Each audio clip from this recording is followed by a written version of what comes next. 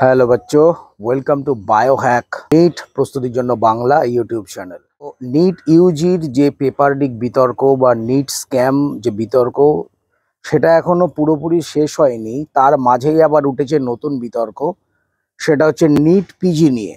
গতকালই সুপ্রিম কোর্টে একটা পিটিশন জমা পড়েছে যে নিট পিজি ক্যান্সেল করবার জন্য। তোমরা জানো যে নিট পিজি যেটা কন্ডাক্টিং বডি হচ্ছে এনবিই, ন্যাশনাল বোর্ড অফ এক্সামস। তো তারা নিট পিজিটা কন্ডাক্ট করে। তো এর আগে পেপার লিকের কারণে, মানে পেপার লিক হয়েছে এই সন্দেহের কারণে নিট পিজি কিন্তু ক্যান্সেল করে দিয়েছিল, মানে পোস্টপোন করে দিয়েছিল। তারপরে নিট পিজির যে ডেট সেটা আরও কয়েকবার চেঞ্জ করার পর আলটিমেট নিট পিজির যে ডেট এসছে সেটা হচ্ছে 11th আগস্ট।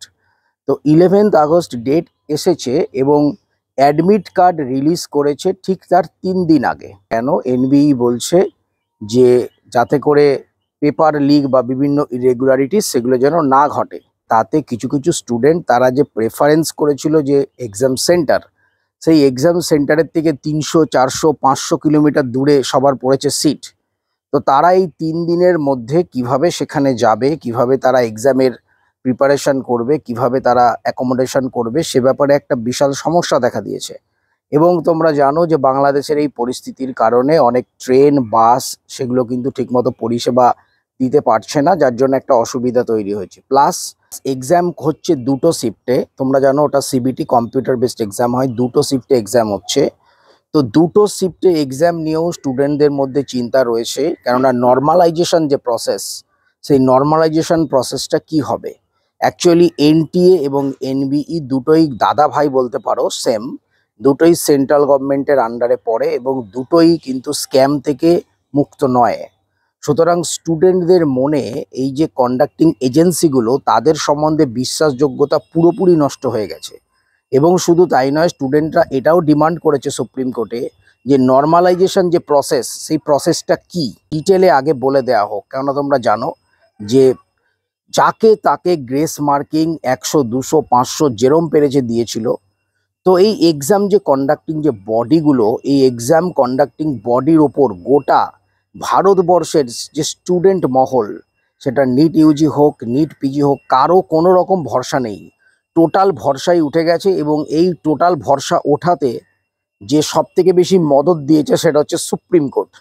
কেন এতগুলো ইরেগুলারিটিসের পরেও সুপ্রিম কোর্ট কোনো রকম কিন্তু এনটিএ বা সেন্ট্রাল গভর্নমেন্টের ওপরে কোনো রকম অ্যাকশান নেয়নি। যার জন্য কোনো রকম স্টুডেন্ট তারা কিন্তু এবার পরীক্ষা প্রিপারেশনের আগে তারা কিন্তু মানে তাদের কোনো কনফিডেন্সই নেই এই কন্ডাক্টিং বডিগুলোর ওপর, কোনো রকম কনফিডেন্স নেই। তো তারা কি করবে? সেই জন্য এনবিই যাই করুকটা করছে সেটার প্রতি স্টুডেন্টদের একটা অনাস্থা বেরিয়ে আসছে এবং সেই অনাস্থার জন্যই তারা কিন্তু সুপ্রিম কোর্টে কেস করেছে। এছাড়াও সোশ্যাল মিডিয়ায় নিট যে পিজি তার পেপার নাকি ঘুরে বেড়াচ্ছে, এটা স্টুডেন্টদের বক্তব্য। যদিও এনবিই বলছে যে এখনো পেপার তৈরিই হয়নি, কিন্তু এনবিই বলো বা এনটিএ বলো বা সেন্ট্রাল গভর্নমেন্ট বলো, কাউকেই কোনো রকম ভরসা করতে পারছে না স্টুডেন্টরা। তো এই নিয়ে একটা ক্যাচাল হয়ে রয়েছে। সুপ্রিম কোর্টে মামলাটা উঠেছে, জানি না কি হবে। 11 তারিখে এক্সাম হওয়ার কথা।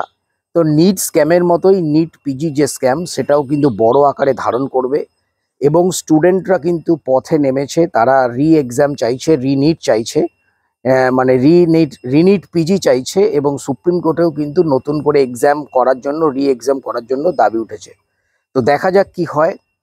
তো আলটিমেটলি কিছুই হবে না। সুপ্রিম কোর্ট নিট ইউজির মতোই নিট পিজিকে একই রকম করবে।